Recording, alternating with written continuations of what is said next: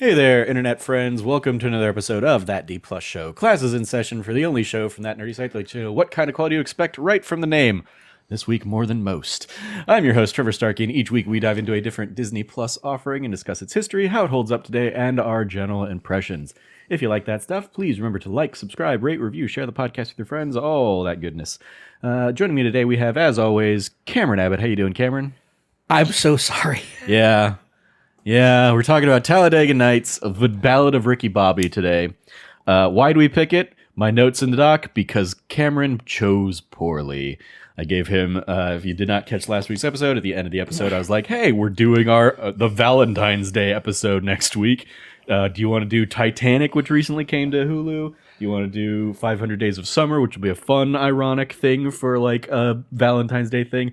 Or do you want to do the cringe ironic thing for Valentine's Day of Ricky Bobby, or Talladega Nights, the Ballad of Ricky Bobby? And Cameron chose that one. So, and in particular, you were like, yeah, I have fun memories of that. But as you were even talking through it, you're like, wait, Sacha Baron Cohen's kind of a problematic character in that. And, oh, the movie might just have problematic subplots. And yeah, it's probably a bad choice. We should have just stopped it there, but we did not. So we're talking about Talladega Nights. We're talking about Talladega Nights. So let's see. Here's all the other stuff. History lesson. Originally released August 4th, 2006.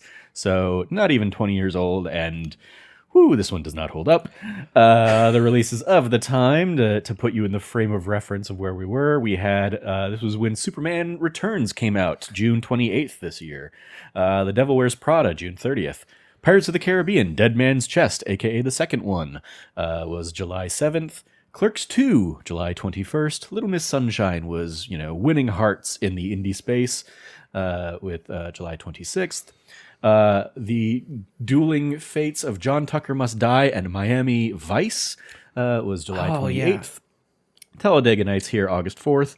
A week later, we would have Step Up, August 11th, bringing Channing Tatum into the mainstream. August 18th, we had Accepted, which we talked about back in the Camp Nowhere episode as like Accepted is just Camp Nowhere, but for college. But that also gave us the first meme movie called Snakes on a Plane. And Beer Fest from the Broken Lizard people, a.k.a. the Super Troopers people.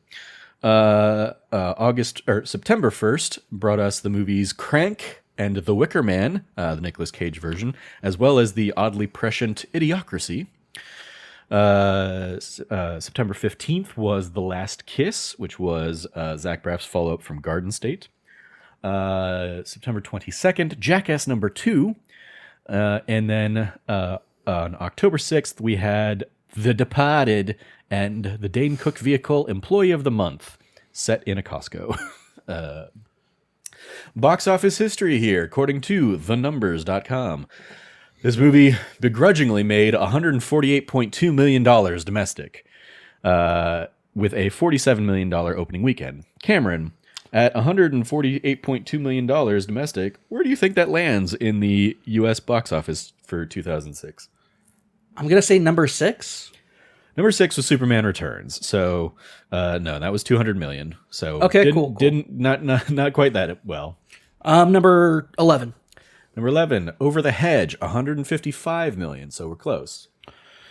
Give me the Ballad of Ricky Bobby's number again. 148.2. 148. Okay, and that was 130. Over the Hedge was 155. 55. Okay, so a little bit lower, or higher as it is.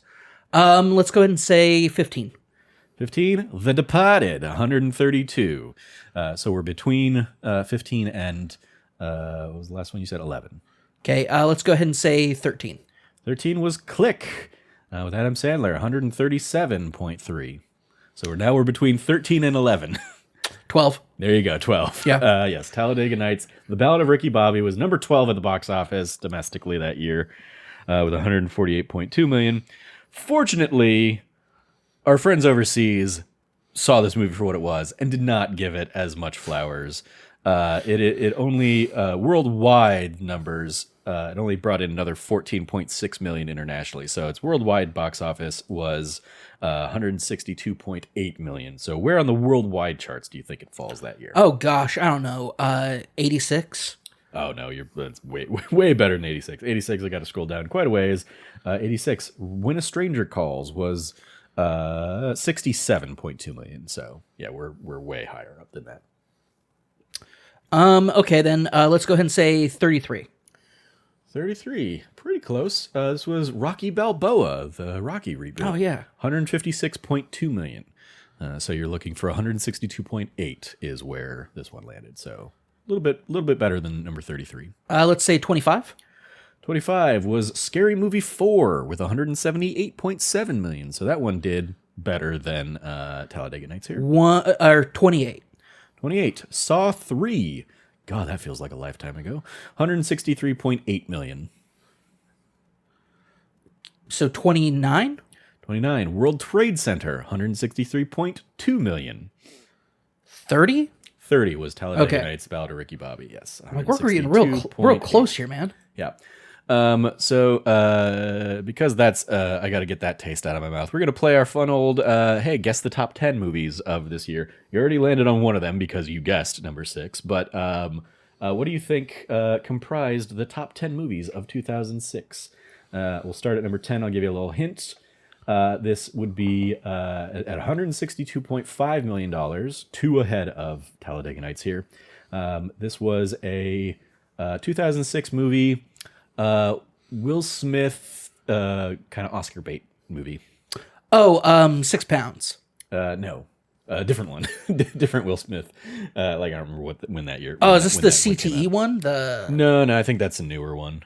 Okay. This, again, 2006. So we're like not too far removed from his MIB years and stuff like this. This was probably like one of his first goes at like, hey, I want an Oscar. Ali? I want good.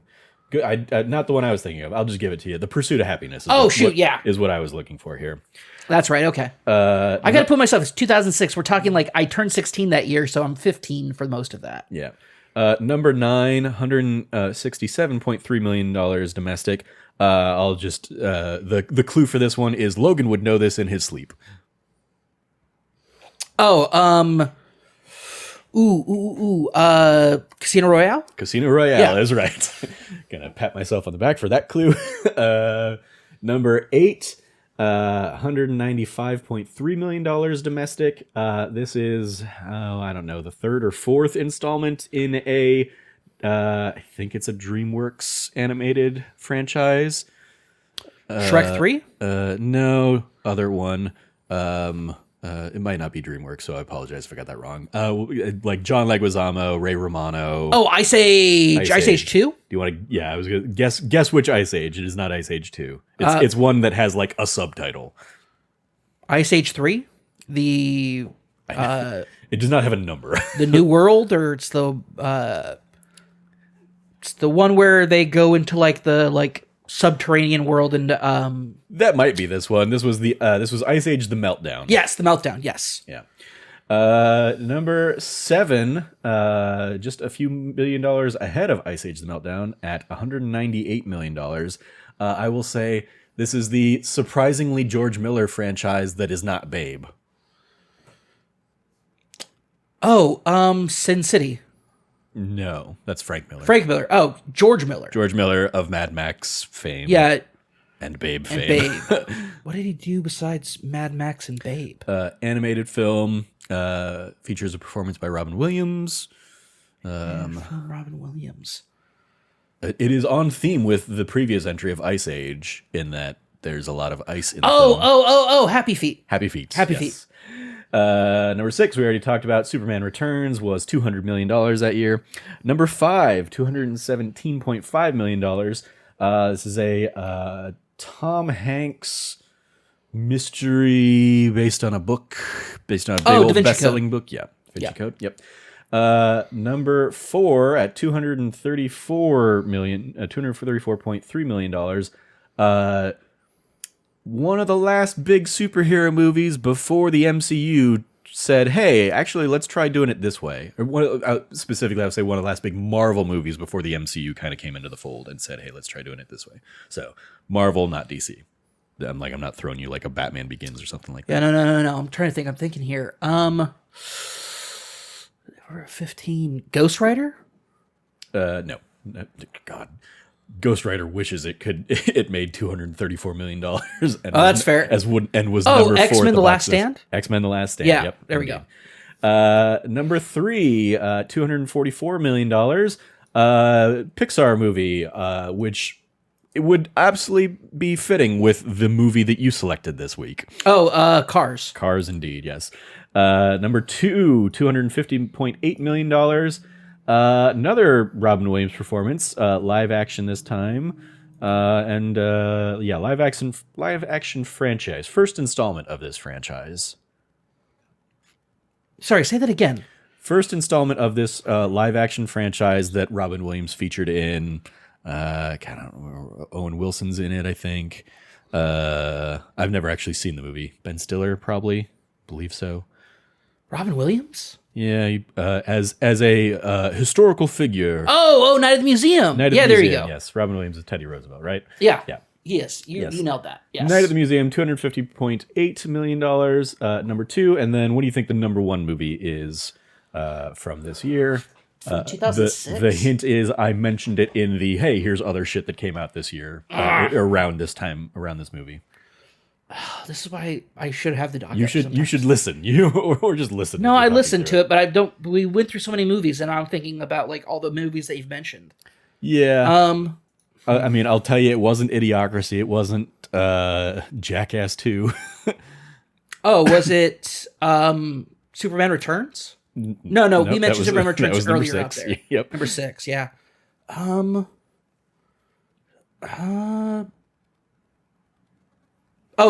Pirates of the Caribbean: Dead Man's Chest. Yep, indeed. Pirates of the Caribbean: Dead Man's Chest.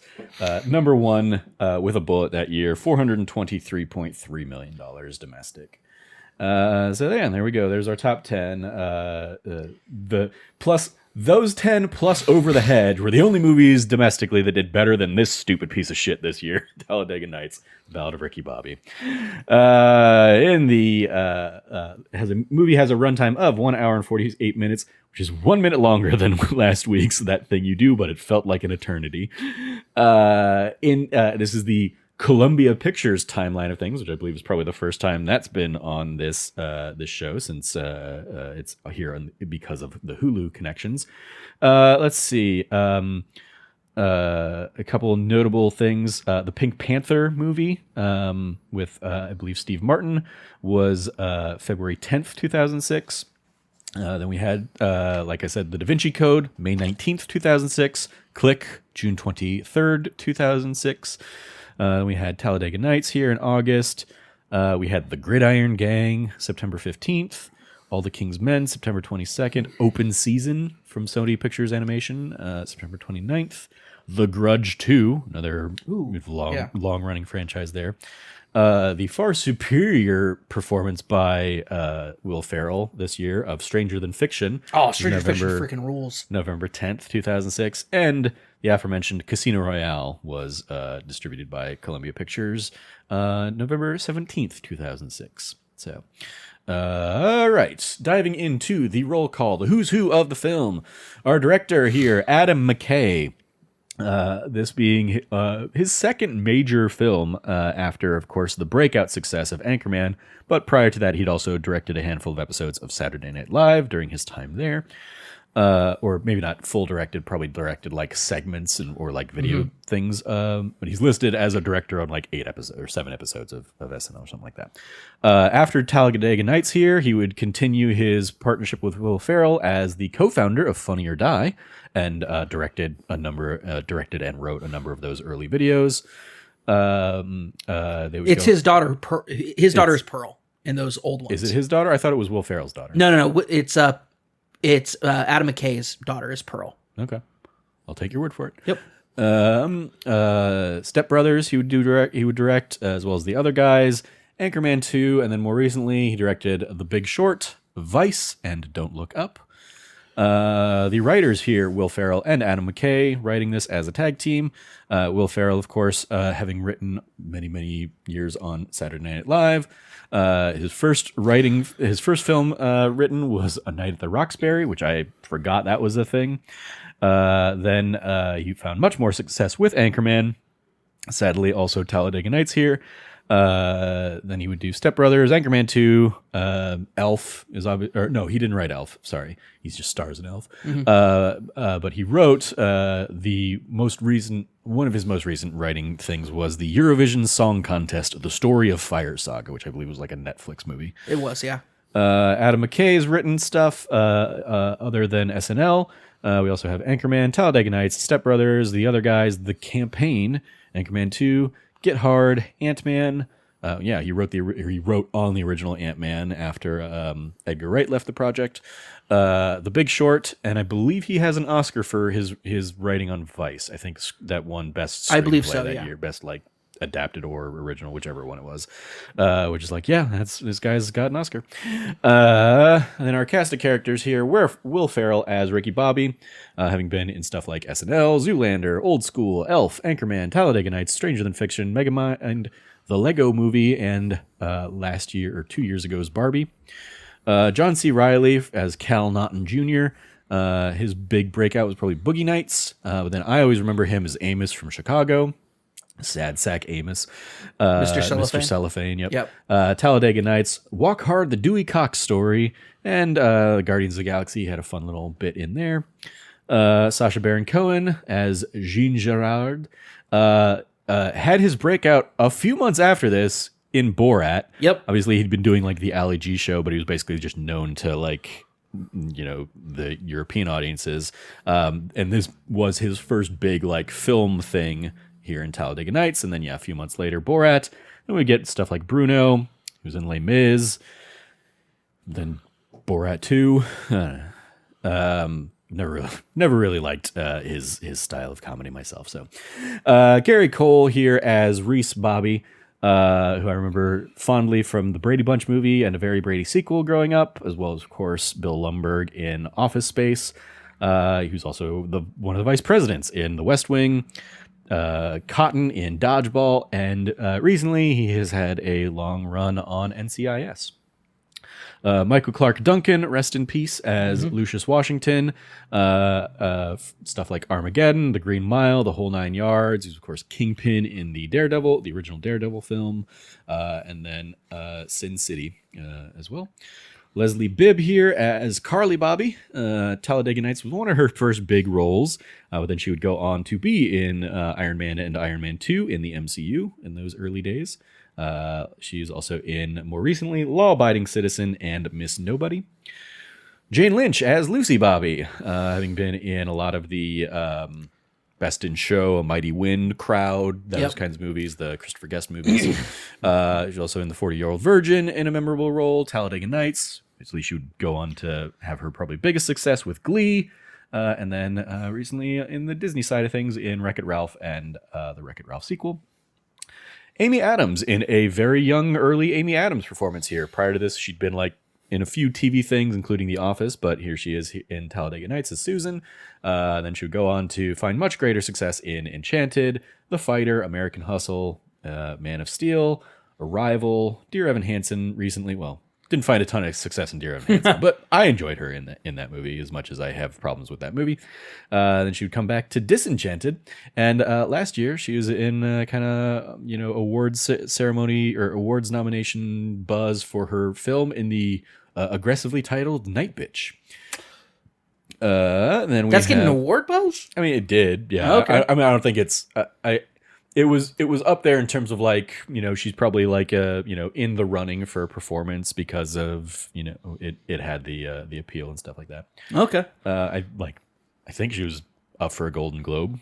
I have not touched Night Bitch. All I know is that Night Bitch sounds like the name of a show Jack Donaghy would have made on 30 Rock. Sure.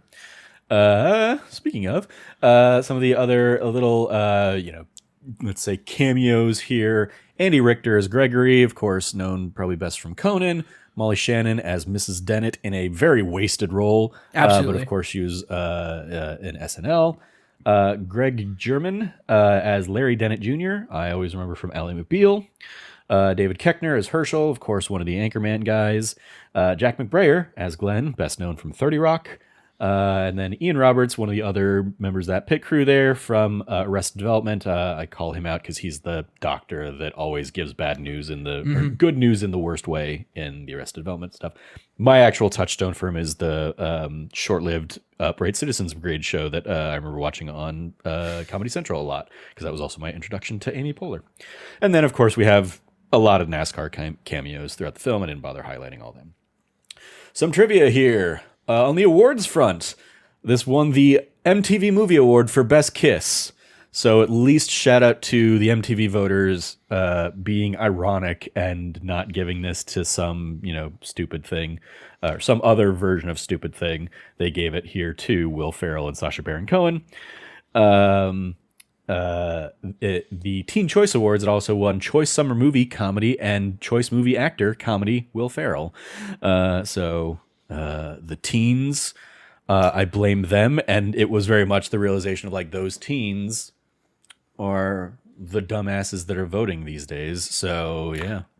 I mean, I was okay. Wasn't going to go there with that, but all right. Yeah. I blame the teens that voted for that for nowadays voting for Trump. But here's also the biggest indictment for what the fuck. One of the trivia pieces here, a personal favorite of acclaimed filmmaker Christopher Nolan, who, he'll go out and does a ton of interviews talking about how much he loves Talladega Nights. And I'm like, okay, I've just lost any sense of credibility for your vision now, because what the fuck? Well, he's also British, so it's not like he's like, I don't know. Sure. This may be the one interesting thing that I found in here. The young woman who plays the artist during the brunch scene at Jean Girard's house is actually the artist of that painting. She was commissioned to do the painting and then was asked if she would play the artist in the film. So that was a fun little hey, yeah, you want cool. You want to just, hey, thanks for doing the work on this art piece. Do you want to just also be in here in this very weird ass scene where we also have Elvis Costello and Mos Def in just a throwaway cameo? Sure. The next trivia thing made me so grateful I did not have $600 to spend on a PlayStation 3, because the first 400,000 PlayStation 3 systems included a Blu-ray copy of this movie, which came out a month before its DVD release. Never gladder I didn't have two jobs to afford a PlayStation 3 back then.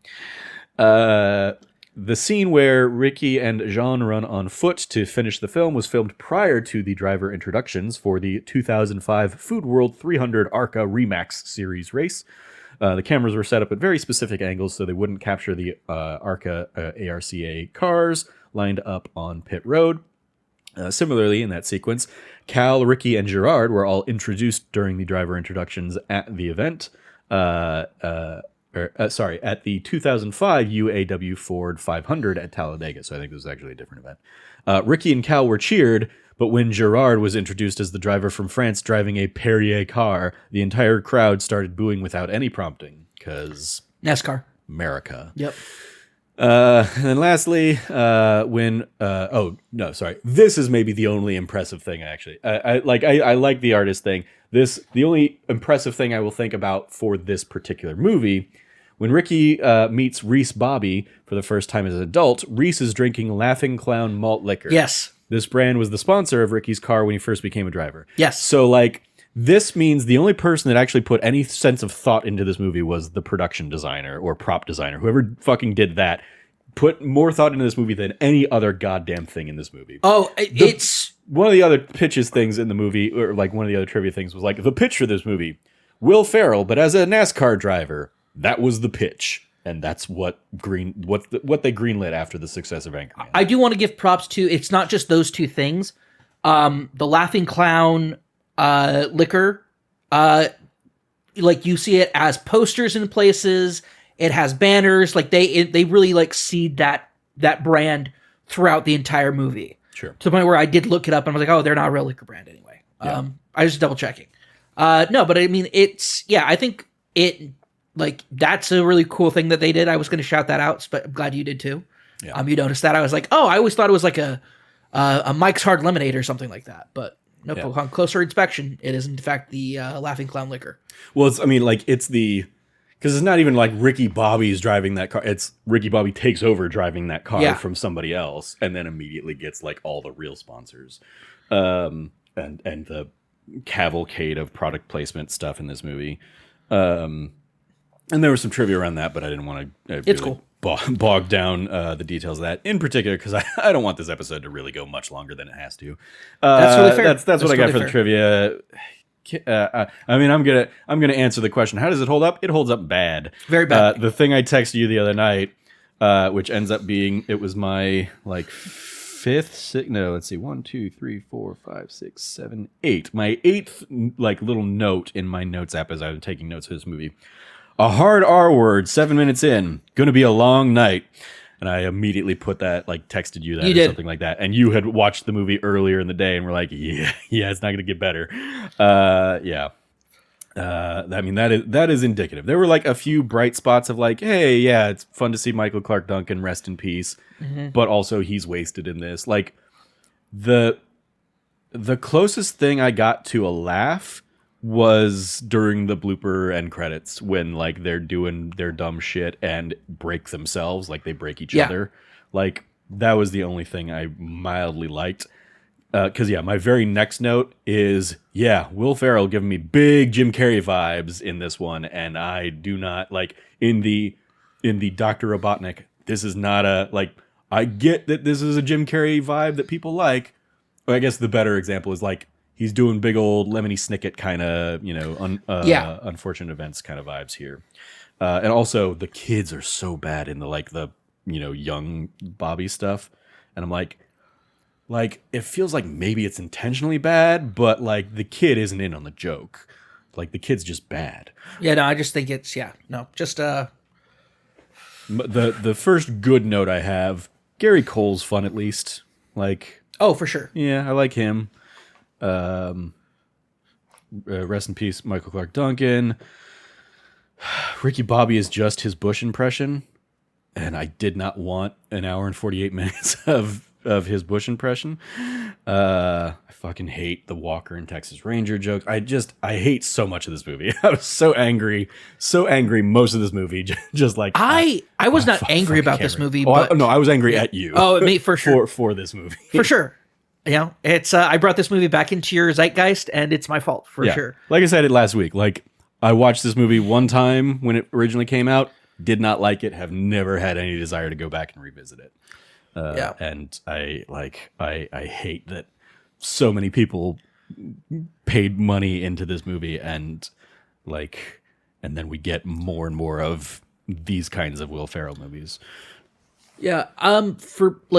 Do you have anything else you want to add about how it holds up for you? Or? Well, I mean, I have plenty of notes that we'll discuss. The next one, I just fuck the Grace to Baby Jesus scene that goes on 5 minutes too long and never hits an actual joke. Like never has a funny beat. It's just dumb.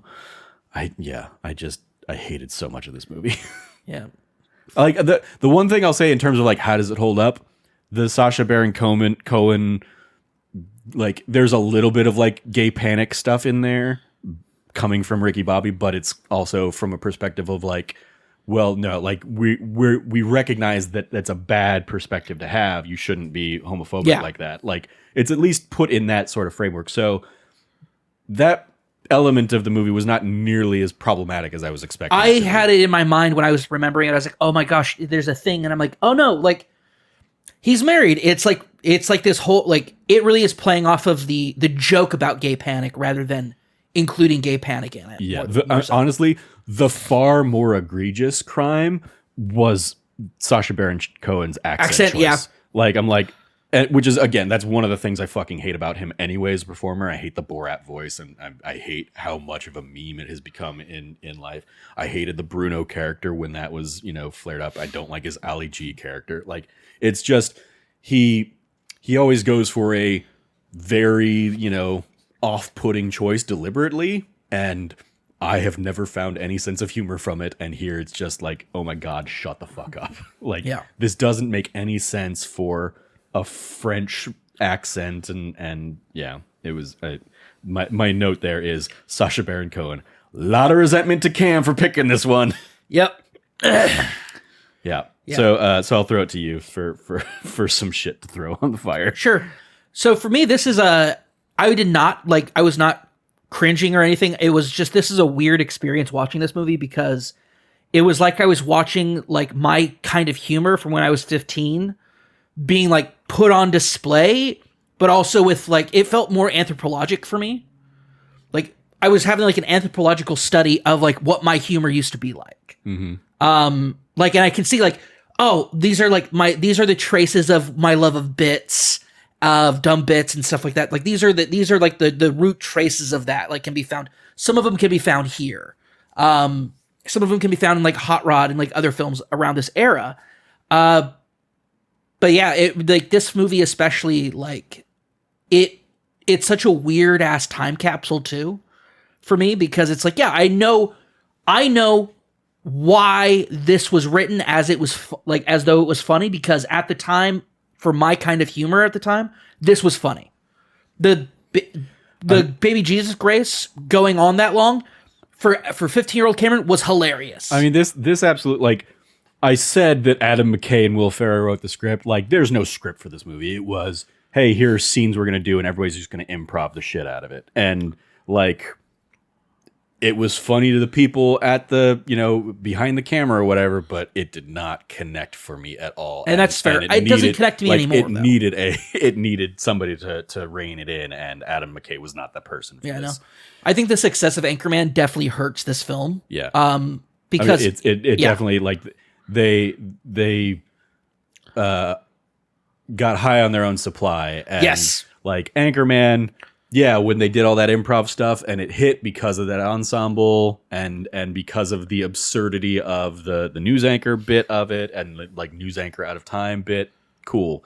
This is just kind of doing all the stereotypical NASCAR South things and doesn't really do anything particularly funny with them in my mind. It's just saying things in an accent and hoping that John C. Reilly's Shake and Bake is going to get you to, root for him or something like that. For me, it was, especially with the kids stuff, the Walker and Texas Ranger stuff, was a lot of it was there. Here's the thing. There are some scenes with those kids that does still hit with me.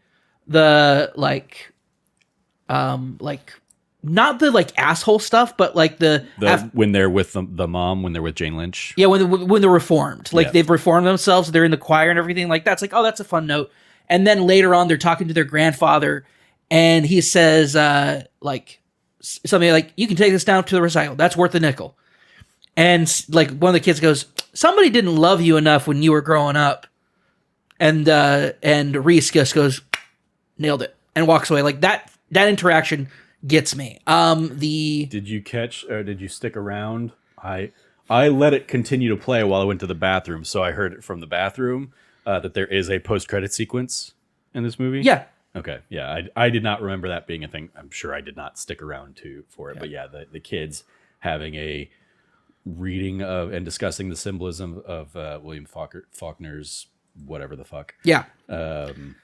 Like that's it. I like that as well. The the like emotional growth that those children have is funny to me because it's such a drastic comparison of like how that goes, and I was just like, I just really love that. That's just really funny to me still.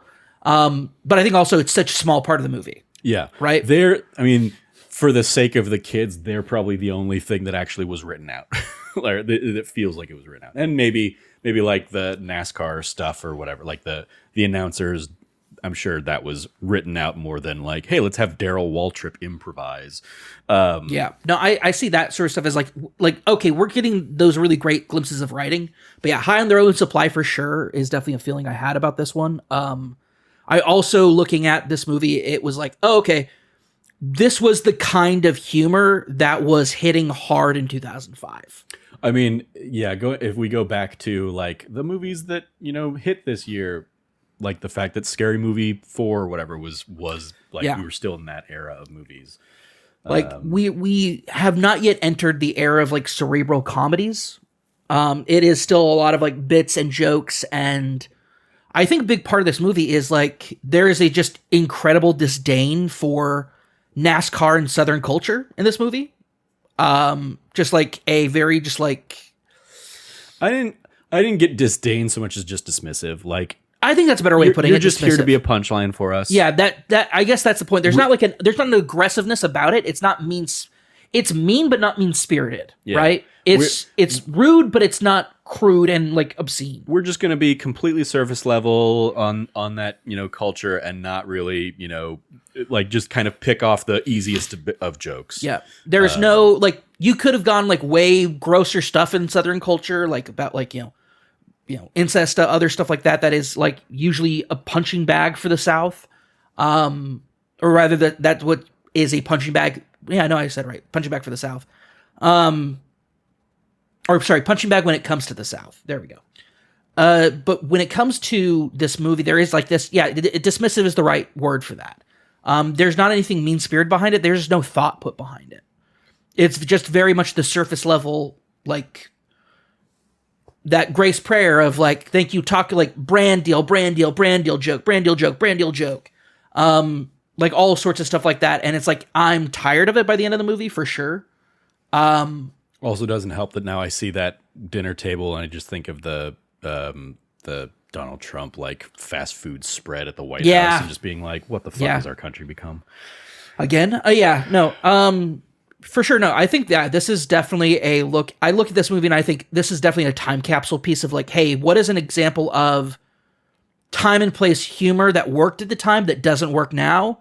And not for what I was worried about, which was going to be like over the top crassness or like way more homophobic or way more racist or like anything like I would have expected from this time period. That is just like not that much in here. The gay panic is used as a punchline, not as a thing to be like, oh, look, we're doing gay panic. It's still like another thing that made me laugh really, really hard was when Will Ferrell goes to visit Sacha Baron Cohen at his home to tell him I'm gunning for you. And he says, and when Sacha Baron Cohen says, I came here for you to beat me. And he goes, wow, this is like just like Highlander. And he goes, oh, what is Highlander? And he says, oh, it's won the Academy Award for greatest film of all time. So I think the phrase is like it's like a documentary captured in real time or something like that. Just like the dumbest thing. And then the follow up afterwards during the race, and it's just like he bumps into Ricky Bobby and he goes, I saw Highlander. It was shit. And I'm like, just as somebody who loves Highlander, I think that's why I love that. Like, I love that bit. Because once again, this is not like overdrawn out. It's just a little like dumb thing here that Will Ferrell's character is like, I love Highlander, so I think it's the greatest film of all time, so I'm going to lie about it. And then the callback just in a couple scenes later of like, oh, he actually sat down to watch it and he did not care for it. So he let Ricky Bobby know. Stuff like that, yeah. I think Molly Shannon's totally wasted in this role. It's like she pops up and I'm like, oh, I forgot she was in this. And then she's just drunk in every scene she's in, and that's... Drunk in one scene, and then the second scene she's in is she's drunk and horny. Yeah. And it's like, that's it. And that's her whole thing. Yep. It's like, fucking why did that... Like, that is almost purely Will Ferrell and Adam McKay giving their friend from SNL a paycheck. And it kind of comes off that way for sure. Come hang out on set. And like... Yeah, there's probably a whole bunch of like deleted scenes or alternate takes or something with her saying, crazy outrageous things, but it's just like you couldn't she could have had the best line in the movie and it still doesn't justify the nothingness of her character existence in this. Well, she does have that line where she says, "You still won't even let me see you naked." Like 10 years of marriage, you still won't let me see you naked. And his response is like, "It's not a confidence thing, it's a trust thing." And then they're cut off at that point. And I'm like, okay. Yeah. I thought that was a little funny because I forgot about that part. But yeah, so I think another part of it is also I've watched this movie so many times when I was at that age, like 15, 16, 17, 18. Like my late teenage years, like this movie was like in regular rotation, that I'm not surprised by anything. I could have remembered most of this movie. So yeah.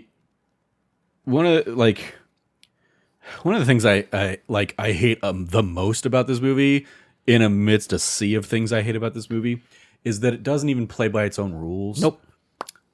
Ricky's arm is broken. he's homophobic to the point that he has to break his arm rather than, say a nice thing about, I mean, it's not even a homophobic thing. Say a nice thing about France or whatever it was. But he breaks his arm, gets in, like, the next day, gets into his car and, like, tears off his cast or cuts off his cast so that he can do the race. And then that's the same race that he gets in this nasty crash in.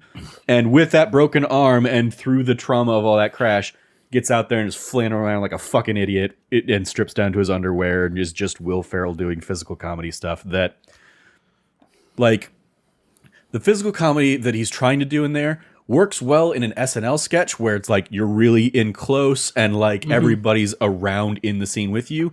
When he's doing flailing on a racetrack, with a wide berth and like a flaming car in the background, it's just like, this is just stupid.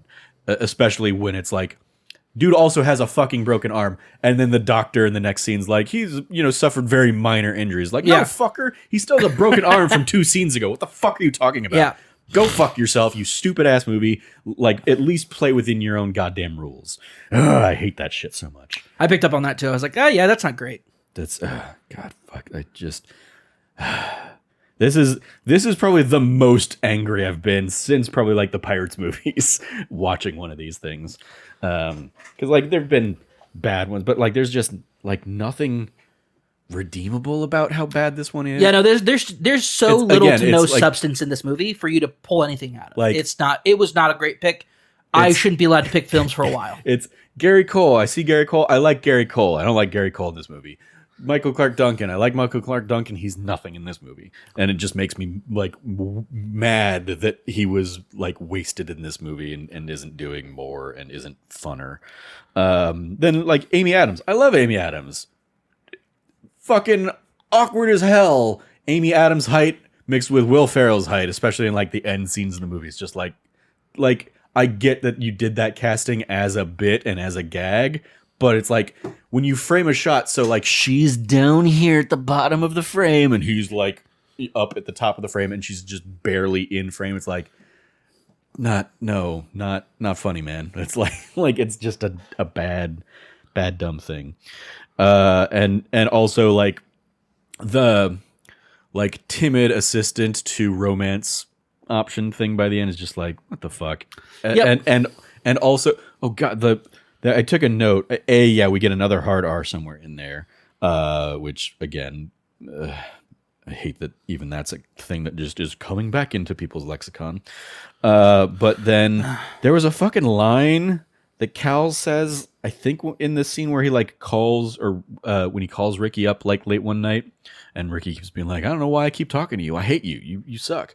But like there's a line he says, I think what I heard was, I know Carly was unconscious every time we had sex. Yeah. And I was like, yep. The fuck did you just say? I was going to bring that up after you got through your laundry list, but the fact that it's on there, good. Did you just be like, yeah, I raped her a few times while she was sleeping?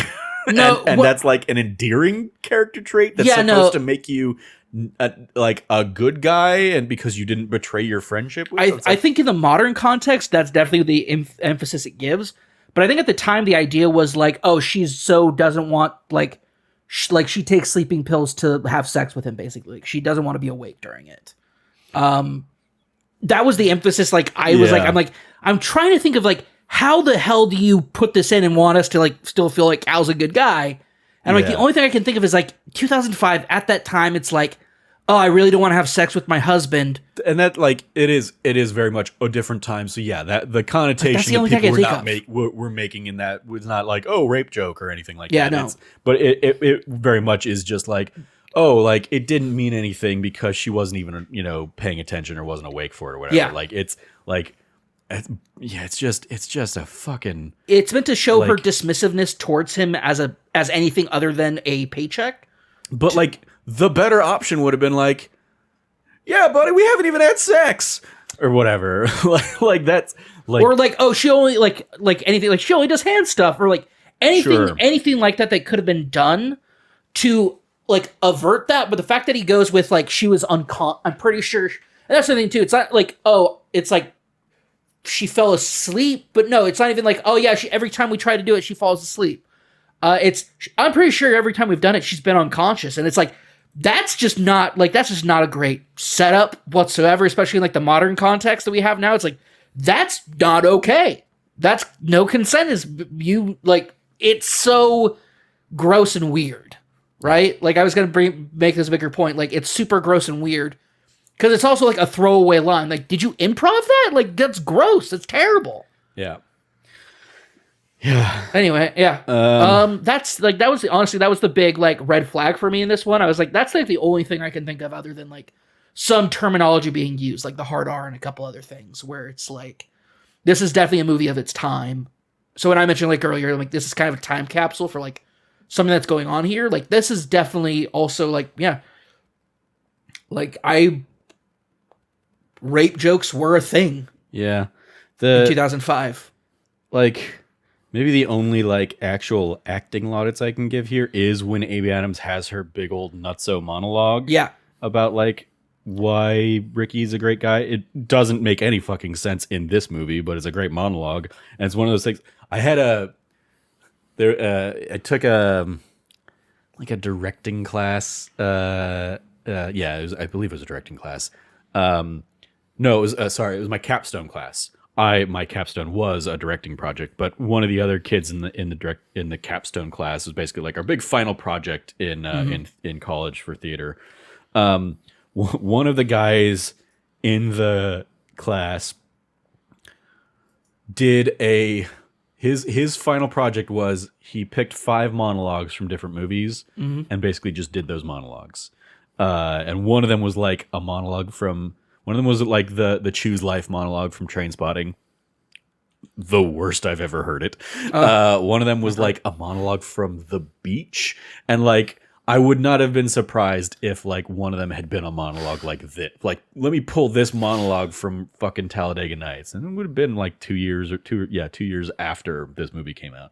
Like, it just like the guy was, I don't remember his name or anything like that. So I can't throw shade on him or anything, but like, terrible actor. This was like the one and only class in my 5 years there that I had ever seen this kid in. But you know, he's a senior, he's taking his finals, and it's just like, you've never done anything in any of the stage production. And admittedly, he was doing more like student film stuff on the film side of things. Yeah. But it was just like, you're bad at this. Like you are like, obviously I'm not grading this stuff or whatever, but yeah, it was just like, oh my God, I was just like, because also, that was one of the things with the Choose Life, didn't do an accent, was not Irish, like I believe he should have been in Trainspotting, or is it Irish? Scottish, because I think that's the Ewan McGregor monologue. But yeah, it was just like, he was just he was the closest acting comparison I'll give you. He was young Ricky Bobby from this movie. Oh no! Like yeah, it was not good. But like that's like the Amy Adams monologue is just like this is like a monologue that you could see in like a book of monologues for like theater actors or something like that. And like she gives it her fucking all, great, but it's just like wasted. I didn't care from the moment you said go here. I like this, like none of this matters to me. I get that this is like the arc and it's like the one little nugget that she probably had to like hold on to going through this movie. But yeah, it's just like, oh my God, like that was a fucking weird moment. And then my next note after that is, my note right before that, crack dealer scene, which I think is probably them at the diner before she has that monologue, but I don't remember anything about the context. But my note was crack dealer scene. God, just let this end. Yeah. I hated so many things of this movie. Yeah. So many things. Yep. I got nothing else. Nothing else I want to give any credit to. Just there's no flowers to give for this movie. It's fine. So much stupidity. Fuck this movie. All right. Well, that is report card time. Grade from A+ to F. Easy F for me. One of the easiest Fs I've ever given on this show. And I haven't given too many. No, F's but aren't usually grade we throw around here lightly. yeah, like usually it's like if we don't like it, if we think it's bad, it's like, well, we'll stick it in that D plus category in honor of the show's name or whatever. No, this is an F. This is a hard F for it's a double hard F for the 2 hard R's that the movie throws at us. For me, I think this is a D minus. I think there's a little bit here that I'm scraping through that's like that I pulled from this that was introspective for me, which is why it's half a grade higher. It's you're not giving this a complete F because you want to feel like 16-year-old Cameron wasn't a complete piece of shit. No, he was. Okay. He was. Neoconservative teenage Cameron. Oh, 100%. 100%. This is 2005. This is like when I'm at my most, like I'm watching Sean Hannity every week or every day. Like this is peak Cameron, conservative Cameron era. But seeing kind of like for me, it's that anthropological look at like, I see why I thought this was funny. I get why I thought this was funny. There is the shock humor of like, I'm going to come at you like a spider monkey, or I threw Grandpa's war medals off the freeway. Stuff like that for young Cameron was like, that's audacious, that's crazy, oh my gosh. And not really understanding story structure very well, or like anything that's actually important to like making a movie, that this film just throws out the window. It like, I think the most fascinating thing ends up being that this movie and Cars come out at the same time. Yep. and have pretty much the same kind of arc, but obviously one geared very much more towards kids. I can't sit through an entire like watching of Cars. I can't stand that movie. It's weird. Infinitely better than this one. I agree. It's better than this movie. I just get so fucking bored by halfway that'll through be my movie. revenge. I'm gonna make us do Cars. One week, so you have to sit through that one. Gosh. Okay. Yeah. This is why I've never been fond of Cars. It's just like because I can't like it just gets so fucking boring halfway. I mean, Cars 2 is the really bad one. Cars 2 I've never seen because no. And then Cars 3 gets weirdly like good, because it deals much more with like mortality and like it's basically. Oh, and well, it's Lightning McQueen kind of having the like, I think I'm done. I think I'm past my prime. I gotta wrap up because he has like a big bad crash at the beginning of the movie. It was like, I remember the trailer for that one coming out and being like, holy shit, this is a really dark Cars movie. That's what, yeah, I remember that being the kind of attitude around it, but I was like, but I don't like Cars, so Yeah. I never want to see it. This was back, Cars 3 came out back in the, I believe back in the like Trevor Trove I was doing daily vlog days. And in the lead up to that movie coming out, and I think I probably watched it on Movie Pass because I think that was also that era. It is that era, yeah. I think so. I watched Cars 2 for the first time and was like, this is as bad as I thought it was always going to be. Like Cars 1, like it is far from the best Pixar movie, but it's still a Pixar movie, and there's still a lot to love in there. Beautiful animation, good heart. And apart from, I don't like Mater as a character, but he does what he's there to do. But when they make the entire second movie, all right, we're going to turn Mater into an Austin Powers-esque spy of like, he does not belong here, and continually tells everybody in this movie, I ain't no spy. I think you got the wrong guy. But they keep treating him like he's the master spy. It's just like, that movie fucking sucks. Anyway, extra credit, other suggestions if you like this. We have Fun with Dick and Jane, Hitchhiker's Guide to the Galaxy, Easy A, Street Outlaws, A Golden Christmas 3, Win-Win, North Hollywood, and King of the Hill. So I'm just finding that we're here in just the wild west of Hulu land is what we get in terms of recommendations on the Hulu side of things. It feels like it, yeah. Because it's like, yeah, A Golden Christmas 3. Okay, I don't know why you're not giving me A Golden Christmas 1 and 2, but whatever. And yeah, just weird stuff. Extracurriculars. You watching anything else on Disney Plus there, Cam? Yeah, I'm watching That Friendly Neighborhood Spider-Man. Or that Your Friendly Neighborhood Spider-Man, sorry. Yep, me as well. I got all caught up on that this week. I'm trying to think, did I watch anything else? I don't think so. So yeah, probably just your friendly neighborhood Spider-Man, which is going to be our episode next week. I'm not going to give Cameron the chance to pick anything and ruin my week again. Nope, it's fair. Next Totally week fair. we'll be doing the full season wrap up of your friendly neighborhood Spider-Man. What are you thinking of the without getting too deep, since we'll talk about it much more next week? But what are you thinking of the episodes from the last couple weeks? It's good. I'm very interested to see where it's going with its like overall like seasonal plot. Mm-hmm. I just finished an episode where like some interesting stuff has happened. Sure. And I'm like, okay. Yeah, there have been a lot of moments where I'm like, oh, that's a clever way how they like slipped that line into the into the series or those beats or that's a fun subversion to an iconic line or moment or something like that. So yeah, we'll talk about your friendly neighborhood Spider-Man much more next week when we do the full wrap up of this first season. But that is going to do it for this week's episode of That D Plus Show. Thank you, Cam, for joining me. Actually, no, fuck you, Cam, for joining me to talk about Talladega Nights here, the Ballad of Ricky Bobby. You can follow Cameron at revcabot.bsky.social. Anything you want to give a shout out to there, Cam? A much better That T Plus show was the episode we did last week, which was That Thing You Do. So go watch that. Sure, yeah.